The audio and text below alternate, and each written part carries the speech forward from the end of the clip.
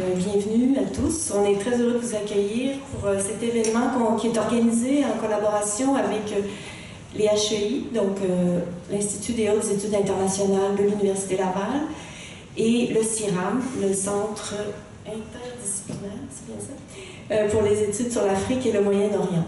Donc, bienvenue à cette conférence spéciale de Marion Turmine. Donc, Marion Turmine, elle est directrice des programmes chez Oxfam Québec. Elle est anthropologue de formation et elle a aussi étudié la sociologie à l'Université de Montréal. Elle a une très vaste expérience, près d'une trentaine d'années, avec différentes organisations. Donc, elle n'a pas seulement travaillé pour Oxfam.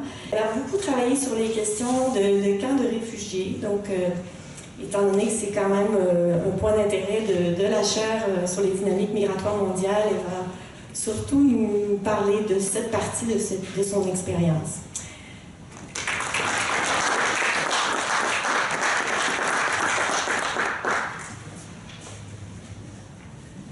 Bonjour tout le monde.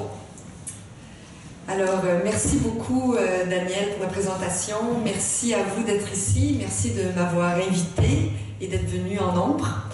Donc, je ne peux pas commencer aujourd'hui ma présentation sans vous parler très brièvement de la crise qui secoue Oxfam.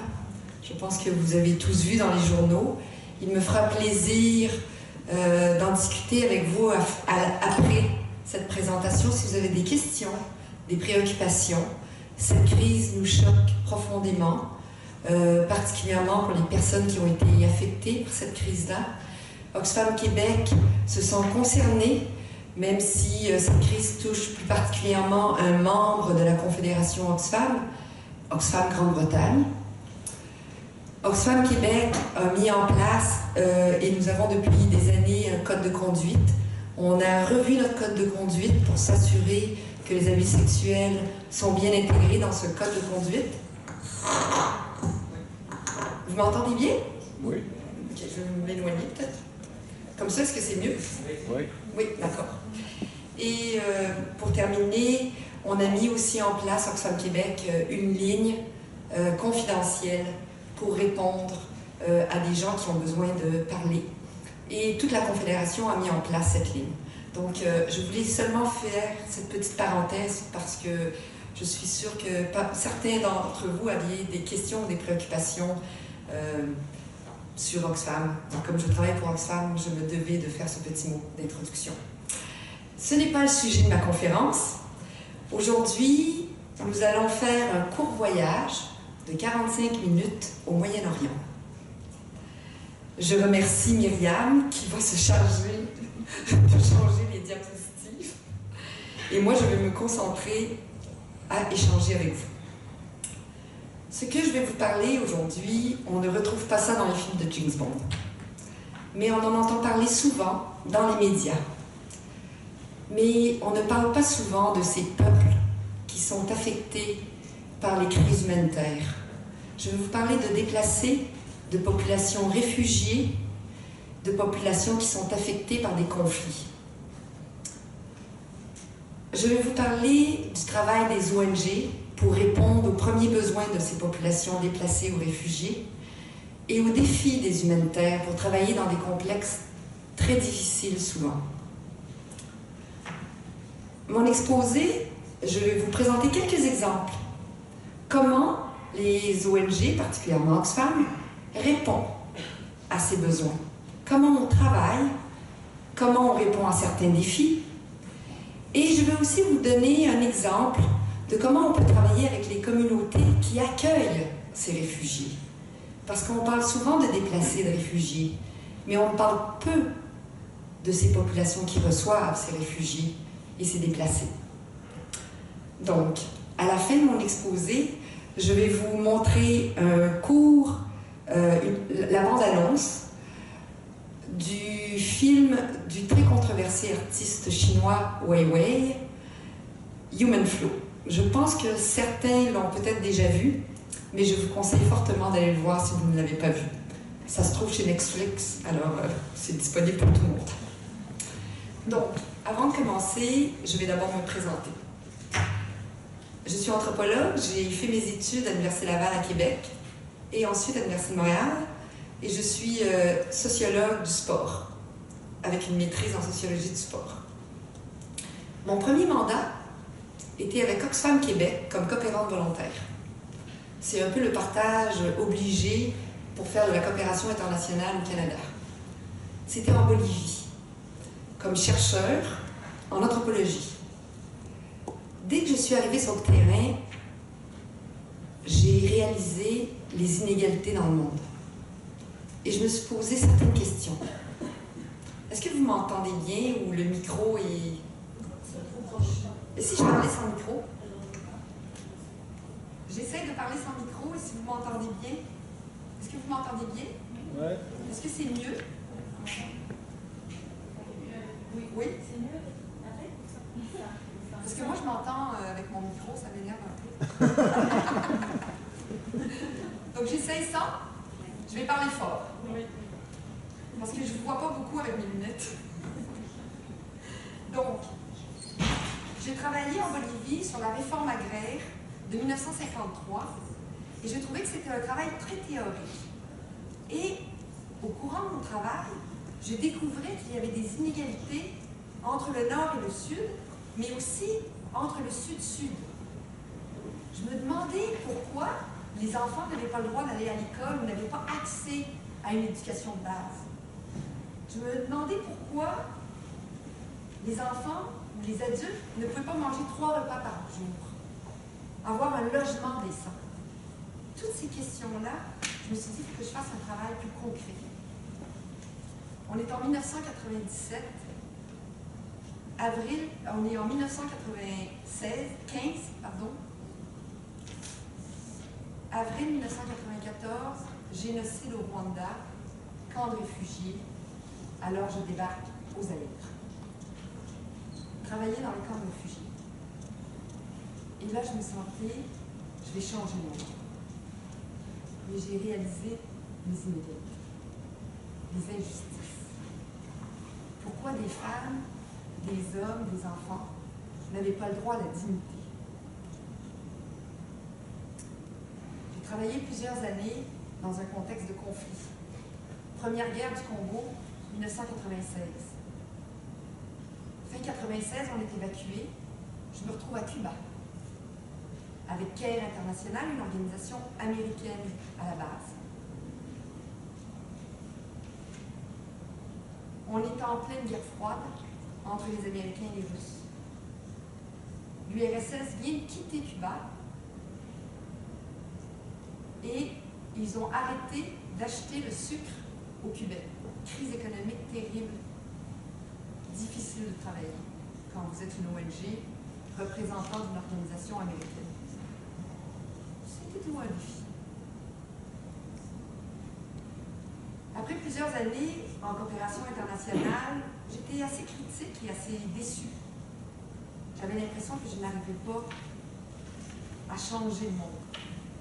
J'ai décidé d'aller travailler en Afrique de l'Ouest dans le secteur privé pour une boîte canadienne. Après 3 ans, je suis retournée au Congo, travailler avec la démobilisation des enfants soldats.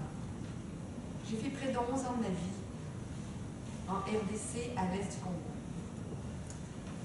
à travailler avec une population meurtrie, des enfants de 5 ans à 18 ans qui sont enrôlés dans des groupes armés, des jeunes filles qui sont prises comme des objets sexuels et des jeunes garçons qui, pour passer le rite de passage, tuent leurs parents.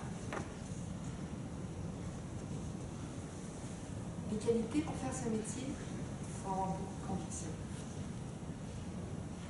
Il faut avoir un cœur solide. Il faut surtout avoir une santé de fer, mais pas seulement physique, morale. Il faut avoir beaucoup de résilience, de conviction et de détermination. Je suis très fière de faire ce métier. Voilà pourquoi je fais ce métier depuis 30 ans. Alors maintenant, je vais vous présenter vous avez mieux compris qui je suis. Nous allons commencer par une région du monde que tout le monde entend parler, la bande de Gaza. Ce sont des réfugiés palestiniens que l'on appelle les Gazaouis et qui vivent dans 41 km de long par 6 à 12 km de large. Ils sont près de 1,9 million d'habitants à vivre dans cette région-là. Et il y a une seule entrée et une seule sortie pour se déplacer et sortir de la bande de Gaza. Pour commencer, je vais vous présenter un petit vidéo qui va vous en dire beaucoup.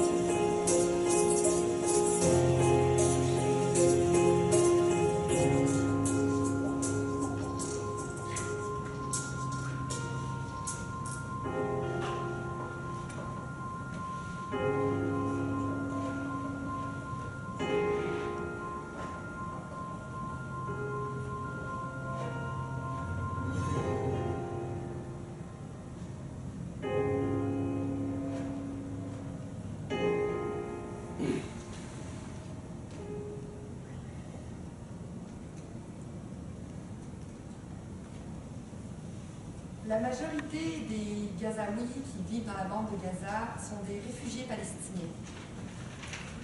On estime dans le monde à 5,2 millions de réfugiés palestiniens. Quand on parle de réfugiés palestiniens, on n'a pas la même définition que la définition de réfugiés dans le monde qui avait été définie par les Nations Unies en 1945. Les réfugiés palestiniens sont l'ensemble des personnes qui résidaient en Palestine mandataire entre juin 1946 et mai 1948.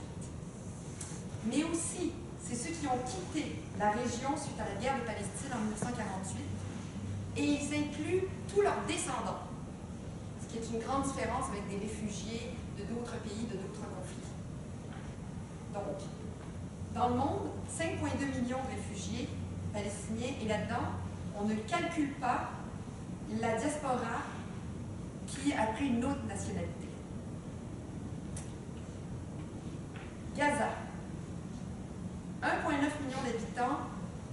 Selon les Nations Unies, 1,3 million d'habitants ont besoin d'aide humanitaire depuis le dernier conflit de 2014. Le territoire est sous autorité palestinienne depuis les accords de Oslo. Les accords de Oslo, c'est 1995, 1993, 1995, mais c'est administré par le Hamas. Le Hamas est un groupe considéré terroriste par les Canadiens et par les Américains. Ça implique quoi? Quand nous travaillons dans cette région-là, nous n'avons aucun contact avec le gouvernement. Donc c'est extrêmement difficile de coordonner une réponse humanitaire quand vous n'avez pas de contact avec le gouvernement qui gère la zone, la bande de Gaza. Parce que je ne peux pas dire un pays. L'espérance de vie à Gaza, à titre d'information, 75 ans. L'espérance de vie en Israël, 83,5 ans. Ça vous donne la situation. Le taux d'analphabétisation 96,5% de la population. Selon les Nations Unies, en 2020, Gaza sera une bande invivable, où la population ne pourra plus vivre s'il n'y a pas de changement. Le blocus israélien empêche la circulation de personnel et empêche la circulation de biens. Donc, Oxfam, par exemple, nous travaillons à Gaza pour réhabiliter les moyens de subsistance. C'est-à-dire, on va travailler avec les agriculteurs, avec les bédouins qui font de l'agriculture et de pastorale, et avec les pêcheurs. On fait de la réhabilitation de bateaux de pêche, on fait des enclos pour les animaux, pour la protection des animaux. Malheureusement, par exemple, les meilleures terres pour le pâturage des animaux sont sur les murs qui séparent Gaza d'Israël, et souvent nos propres bénéficiaires se font tuer par les Israéliens. Les pêcheurs, quand on réhabilite les bateaux de pêche, lors des pêches, ils sont soit attaqués, même tués par le blocus israélo-égyptien. Donc, il est très difficile de travailler à Gaza. Le système de reconstruction, il existe à Gaza un mécanisme de reconstruction pour aider les populations, à travers lequel Oxfam travaille. Malheureusement, ce système-là a mis des matériaux sur une dual list, ce qui veut dire que certains matériaux nous sont interdits de rentrer dans la bande de Gaza, où il faut demander un permis qui prend des mois pour pouvoir rentrer. Je vous donne un exemple. Pour faire des réparations de bateaux de pêche, on a besoin de la colle époxy. Ou bien pour faire les pâturages ou la réhabilitation de l'eau, on a besoin de tuyaux PVC. Pardon.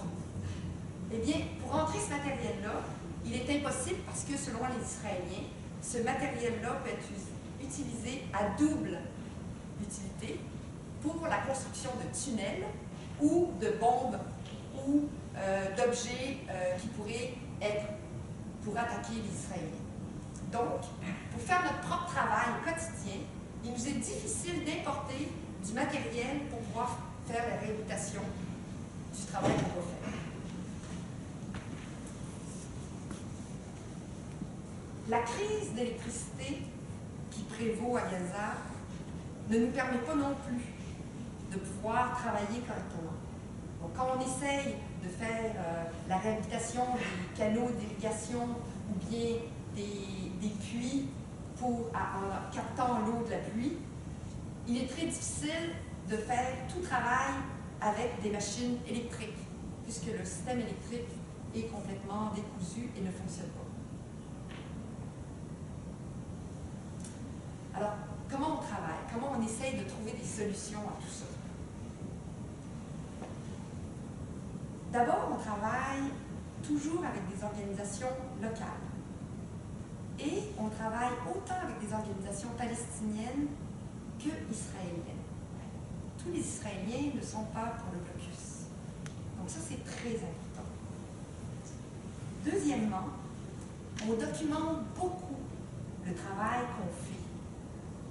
On travaille conjointement avec OCHA pour justement assurer notre protection, mais aussi documenter toutes les difficultés que nous avons, soit avec le gouvernement, soit avec l'État israélien, pour faire du plaidoyer auprès des gouvernements canadiens, européens, et même auprès du gouvernement israélien ou palestinien. C'est très important le travail d'Oxfam en termes d'influence et de plaidoyer, justement pour dénoncer les non-respects aux droits de l'homme, mais aussi comment on nous empêche de travailler pour sauver des vies. Donc ça, c'est une façon pour nous de faire changer les choses.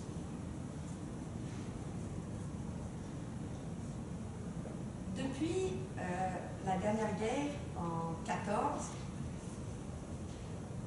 la crise est encore plus forte à Gaza. Donc, la guerre a entraîné l'aggravation des moyens du secteur des moyens de subsistance, comme la pêche, le bétail et l'agriculture. Le gouvernement canadien nous a appuyés avec un projet de plus de 3,5 millions de dollars pour justement essayer de réhabiliter ces secteurs de moyens de subsistance. Et malgré qu'on a un appui gouvernemental, que ce soit le gouvernement du Canada ou le gouvernement du Québec, nous n'avons pas plus de poids à l'intérieur de Gaza pour pouvoir travailler ou avoir des contacts avec le Hamas. Bon, comme vous le savez, avec les déclarations de Trump les dernières semaines, les relations entre le Fatah et le Hamas ne se sont pas détendues. Alors qu'on était dans des discussions pour que ces relations-là s'améliorent. Mais avec les dernières annonces de Trump, les relations sont complètement tendues. Donc, pour les humanitaires, c'est très difficile. Pour vous donner un exemple, en 2014, quand il y a eu, suite à la guerre, Oxfam avait une équipe sur le terrain, une équipe nationale. Eh bien, pendant 3 mois, ces équipes-là n'ont pas pu sortir de Gaza. Ils travaillaient 24 heures sur 24, sans repos. Parce qu'au moment où ils sortaient, ils n'avaient plus de permis pour rentrer. Donc, c'est des contextes extrêmement difficiles.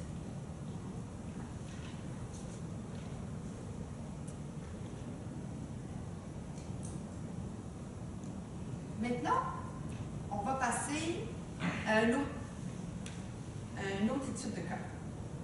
Cisjordanie.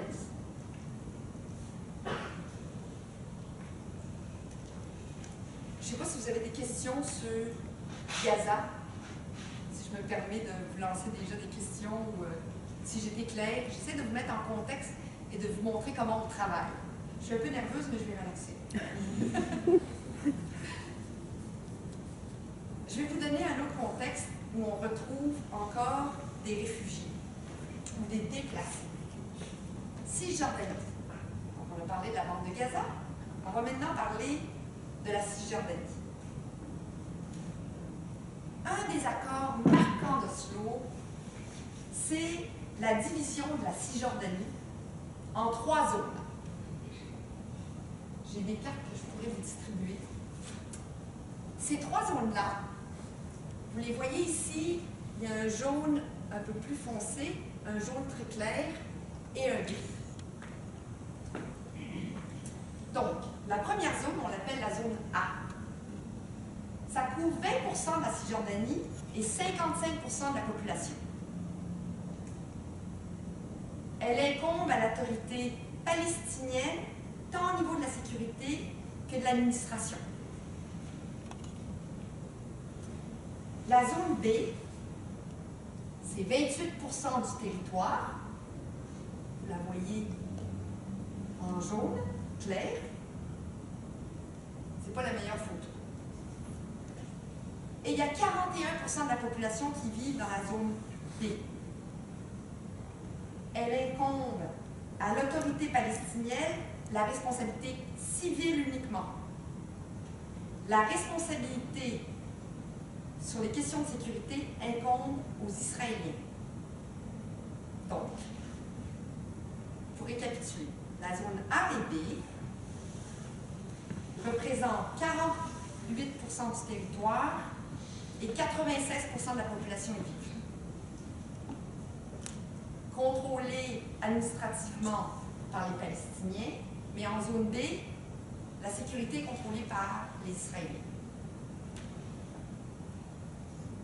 La zone A et B est divisée en 469 sous-zones séparées par la zone C. La zone C, en gris, c'est la partie la plus fertile de la Cisjordanie. C'est 4% de la population palestinienne qui y vit.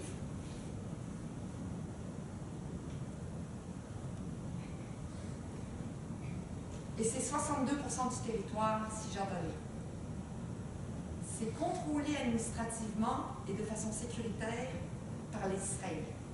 Ça veut dire quoi? Vous n'avez pas le droit de construire. Vous avez des avis de démolition si vous construisez. vous ne pouvez pas vous établir. Il y a des autoroutes et des murs qui séparent toutes ces zones-là. Donc, je vous donne un exemple. Vous vivez en zone A ou C. Vous avez votre champ d'oliviers qui mesure environ 5 km². Pour aller voir comment se passe votre champ, vous promenez dans votre champ pour voir si l'agriculture se passe bien, pour arroser, pour voir s'il y a des animaux qui n'ont pas mangé vos oliviers. Eh bien, à 2,2 km, vous êtes séparés par un barrage. Vous devez passer une douane, un poste frontalier israélien. Vous pouvez attendre une journée pour aller de l'autre côté de votre champ. Et vous ne pouvez pas construire de l'autre côté de votre champ. Parce que l'autre côté de votre champ, il se trouve en zone C. Pourquoi je vous parle de Cisjordanie et que j'essaie de vous expliquer les zones A, B, C? C'est pour vous raconter l'histoire d'un peuple qui est le peuple des Bédouins qui vit en zone C. Vous allez voir des magnifiques photos de jeunes Bédouins. Nous avons été financés il y a plusieurs années par le gouvernement du Canada pour appuyer ces populations-là. Ils sont continuellement en crise humanitaire. Ce sont des peuples nomades que les Israéliens essayent de sédentariser. Ils n'ont pas l'électricité, donc on peut peut-être changer juste... Et ils vivent complètement en zone C. Les villages entiers, je peux rouler. On a un problème. Donc, ça, je vais juste vous montrer un petit exemple. Vous voyez, c'est assez désertique, puisqu'il y a des problématiques d'eau immenses dans la zone C. Ce que vous voyez en vert, c'est les colonies israéliennes, qui, eux, ont les réseaux d'aqueducs passent dans la zone C, chez les Palestiniens, pour alimenter les colonies israéliennes. Donc, c'est plusieurs images. Il y a environ 160 000 personnes qui sont des Bédouins qui vivent dans la zone C. Continuellement, ils ont des avis de démolition. Pour avoir de l'eau potable, ils doivent payer 50 $ pour un réservoir d'eau, ce qui est énorme puisqu'ils n'ont pas de travail. Les enfants, pour aller à l'école, souvent doivent traverser de la zone C une autoroute. Donc souvent, les enfants ne reviennent pas à la maison le soir parce qu'ils se sont fait écraser.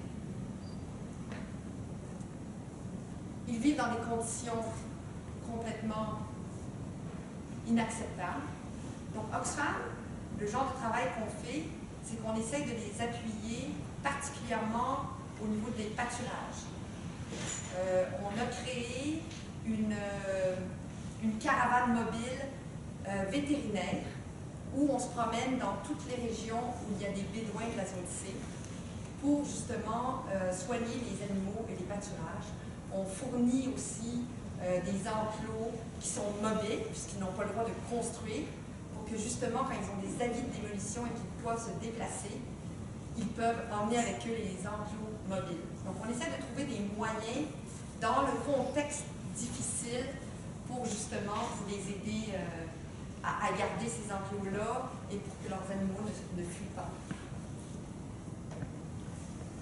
Donc, je vais continuer.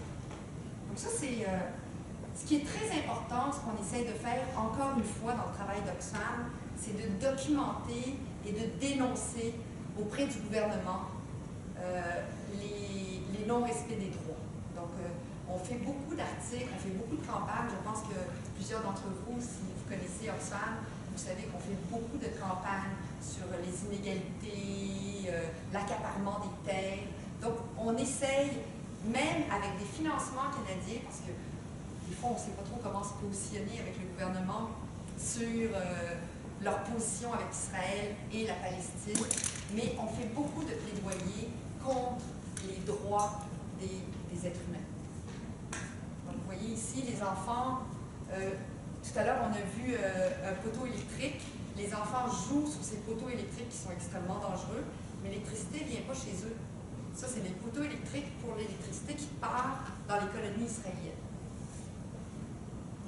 Donc, c'est un des villages.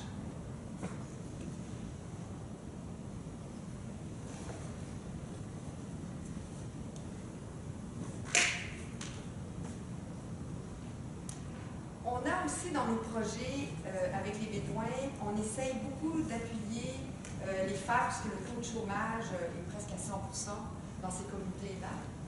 Donc, on essaye d'appuyer en formation les femmes pour faire du fromage, pour essayer de le vendre auprès des autres communautés.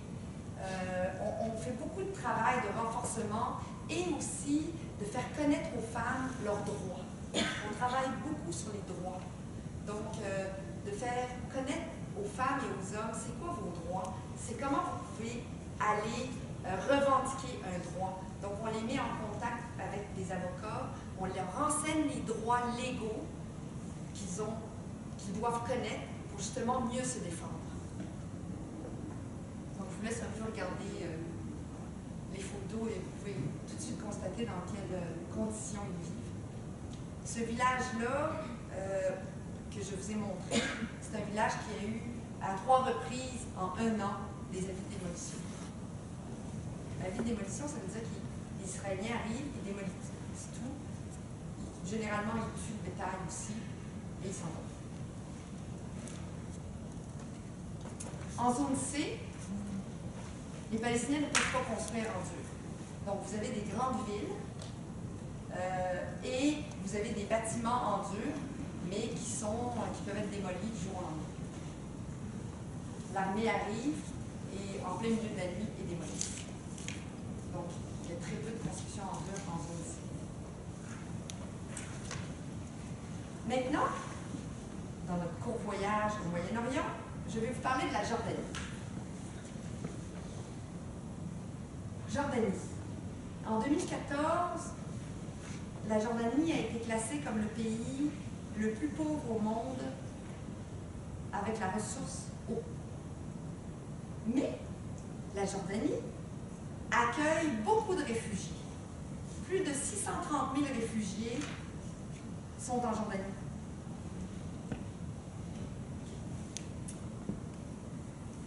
Cette situation-là crée beaucoup de tensions auprès des communautés jordaniennes.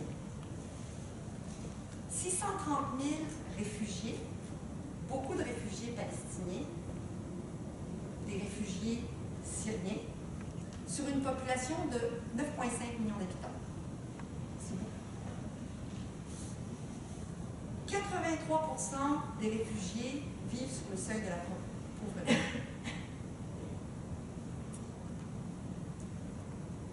Je vais vous présenter un exemple où on travaille, en fait 2 exemples. Le camp de Baka, c'est un camp de réfugiés palestiniens qui existe depuis 1968. C'est presque mon âge. Est-ce que vous vous imaginez, vous vivez dans un camp de réfugiés depuis que vous êtes né? Et votre avenir risque que d'être jusqu'à la fin de votre vie. Le camp de Baka, il y a 100 000 réfugiés palestiniens. C'est un des plus grands camps, c'est le plus grand camp en Jordanie, mais c'est un des plus grands camps au monde. Zaatari, c'est un camp de réfugiés aussi en Jordanie, c'est le 5e plus grand camp au monde de réfugiés syriens, 80 000 personnes. Zaatari, 5e plus grande ville de Jordanie. Donc Baka, avec des Palestiniens depuis 1968. Oxfam travaille dans le camp de Baka. Ce qu'on fait, on fait un travail auprès des femmes. On fait de la formation, des formations pour créer de l'emploi. Donc, on fait des formations, par exemple, en photo. Il y en a qui vont dire pourquoi des formations en photo. Parce que dans la culture arabe, généralement, les femmes ne peuvent pas être prises en photo par des hommes. Et généralement, quand il y a une fête d'enfants, les hommes ne peuvent pas venir prendre des photos. C'est les femmes. Donc, on a décidé que pour faire des photos passeport, que pour faire des belles photos de fête, on va former les femmes à devenir photographes pour justement se créer de l'emploi. Donc, on a formé des femmes à la prise de photos, au développement de photos, et ça a vraiment été un grand succès. Ça a créé de l'emploi et beaucoup de ferveur chez les jeunes filles.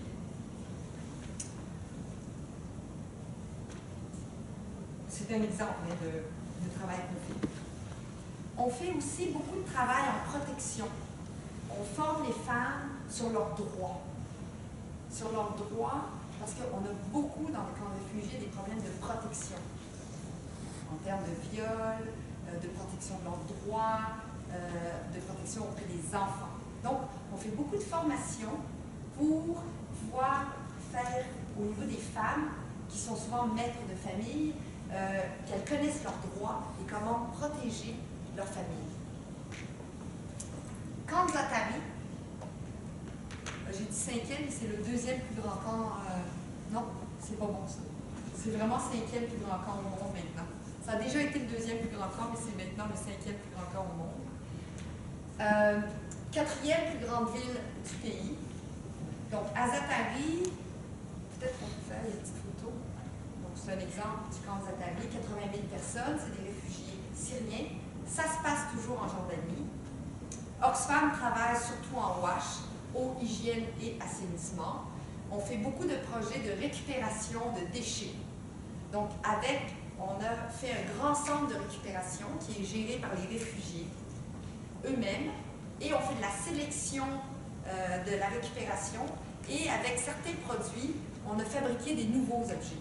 Comme par exemple, avec les bouteilles de plastique vides, on a fabriqué des serres.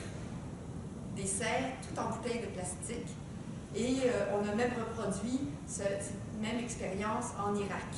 Parce que ça a été vraiment un succès. Donc, pourquoi je vous ai parlé de ces deux camps-là en Jordanie? En fait, le but était de vous parler surtout de l'impact de tous ces réfugiés sur la communauté jordanienne. La communauté internationale donne des millions de dollars pour les déplacés et les réfugiés, pour qu'ils retrouvent un peu de dignité et pour couvrir les besoins de base. Mais qu'est-ce qu'on fait pour les populations qui reçoivent ces réfugiés et ces déplacés? Il y a quelques années, on s'est posé la question chez Oxfam Québec et on est allé voir le gouvernement. Et on leur a dit, nous, on veut faire un projet pour les Jordaniens pour justement éviter cette pression-là, réduire cette pression-là sur les communautés d'accueil, mais surtout les aider à mieux travailler et mieux collaborer ensemble. Parce qu'il y a beaucoup de pression puis ça crée de la tension. Donc, on a parti un projet en eau. Et là, on a commencé, on avait 3 défis. On s'est dit, il faut qu'on travaille avec la communauté syrienne. On a pris 2 gouvernorats. Il faut qu'on travaille avec la communauté syrienne, avec la communauté jordanienne et aussi avec les autorités. Et là, on a fait un plan pour essayer de travailler avec ces 3 entités-là et de les mettre ensemble.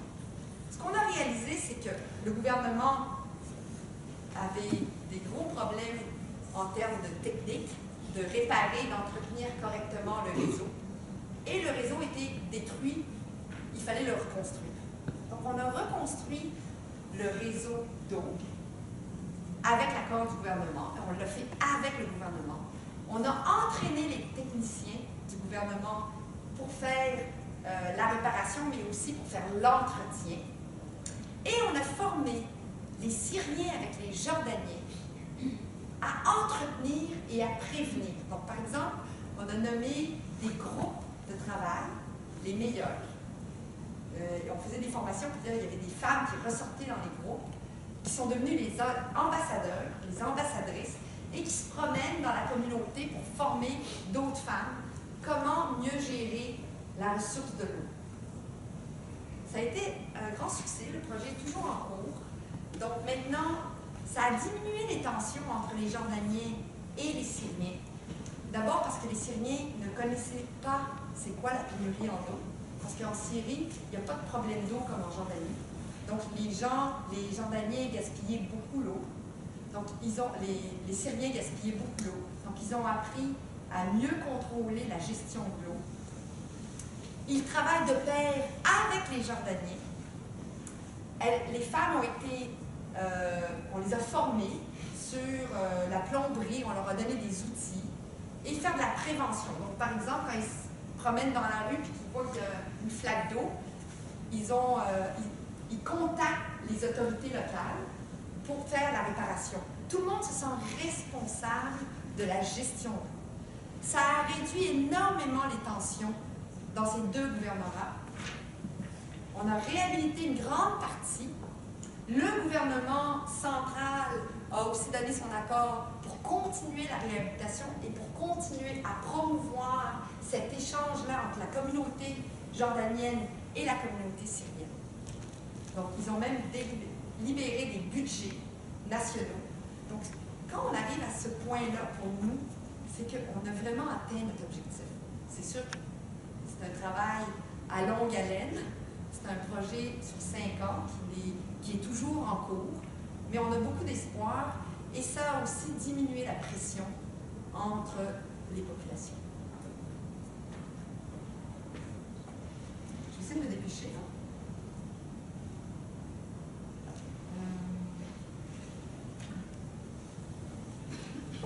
Pour terminer, je voulais un petit peu, bon, tout le monde entend parler de l'Irak et de la Syrie.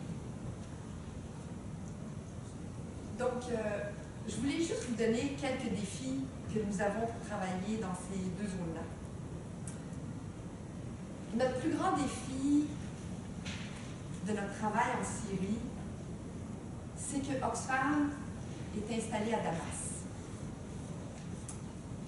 Donc, on est sur une ligne très mince pour maintenir notre neutralité et pour rejoindre toutes les personnes les plus affectées. Par ailleurs, en Syrie, le gouvernement nous interdit de faire des rassemblements. Donc, quand il y a une crise, généralement, on fait une évaluation de la situation. Et les humanitaires, notre responsabilité, c'est de répondre à tout le monde. Donc, comme on n'a pas le droit de faire des rassemblements, puisque le gouvernement l'interdit, nous avons l'information par des tierces personnes. Alors, il est très difficile de savoir exactement tous les besoins. L'autre enjeu, c'est le manque de capacité sur le terrain.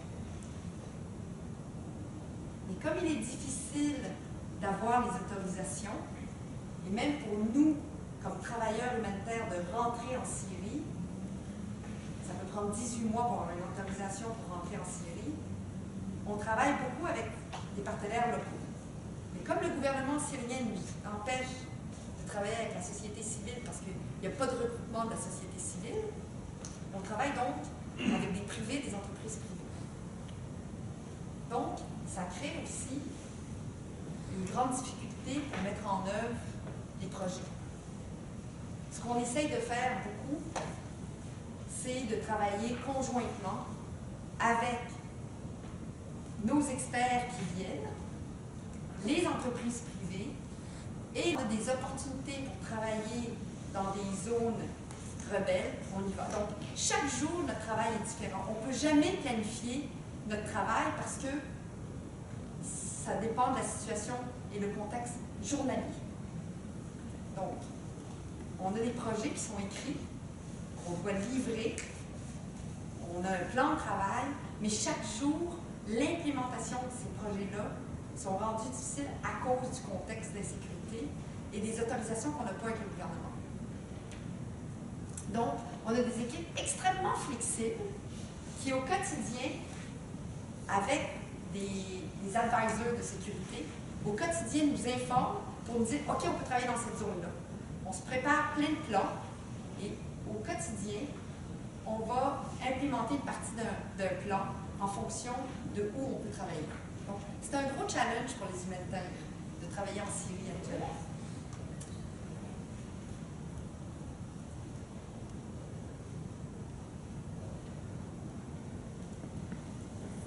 Ce qui est important quand on travaille dans des pays, c'est de redonner la dignité et de ne pas imposer notre façon de faire. Donc en Syrie, c'est sûr que le manque de capacité, à cause de la crise, les gens ont quand même des habitudes, des façons de travailler. Donc tout ce qu'on fait, on ne construit rien, on réhabilite ce qui existait déjà. Et on respecte les coutumes du milieu. Donc, en Irak, par exemple, pour respecter le milieu, on va faire du cash for work où on va donner des cartes de crédit. Donc, c'est des cartes qui contiennent une somme d'argent et les gens vont s'acheter de la nourriture ou ce qu'ils ont besoin avec cette carte de crédit.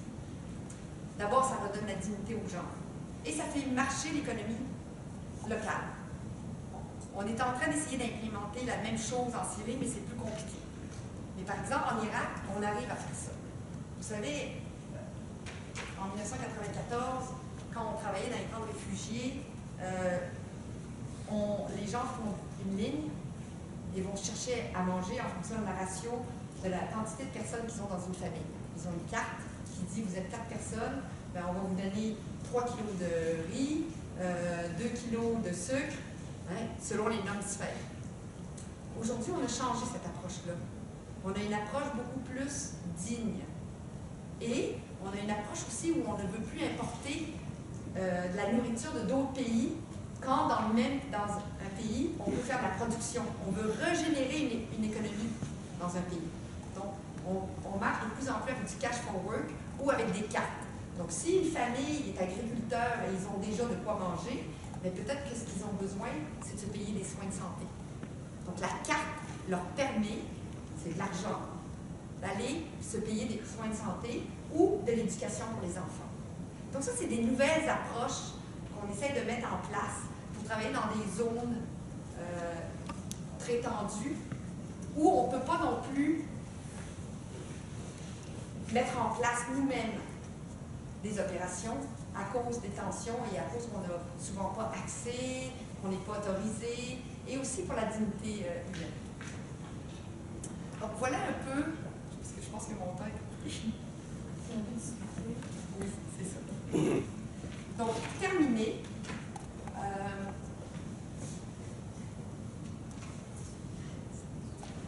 donc je vous ai fait voir un peu, de façon très générale, la façon que Oxfam et les humanitaires on travaille dans une région qui est le Moyen-Orient.